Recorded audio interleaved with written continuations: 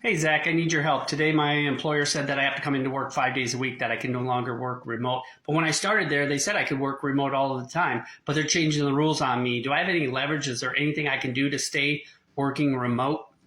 Hey, Ted, you're not alone. A lot of workers are being called back into the office and some are resisting. Let's talk about what you can do about it. First of all, Ted, most of the states in the U.S., they're at will work. And what that means is the employer or the employee can terminate work for any reason at any time. Now, under that specific condition, they can require you to be in the office, in your chair, in your desk for 5 days a week.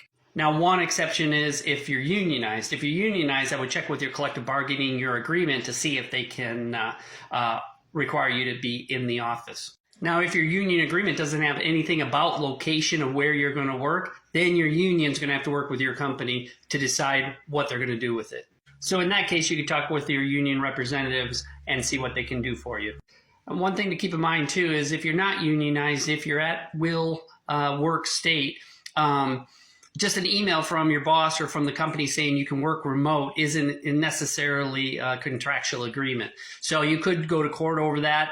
Chances are it may not stick. And then the other case that you may have is under the Disabilities Act. And that would be is if you have a disability and you need reasonable accommodations to be able to perform the job with that. Now, it is specific to your disability, so it's a case-by-case basis.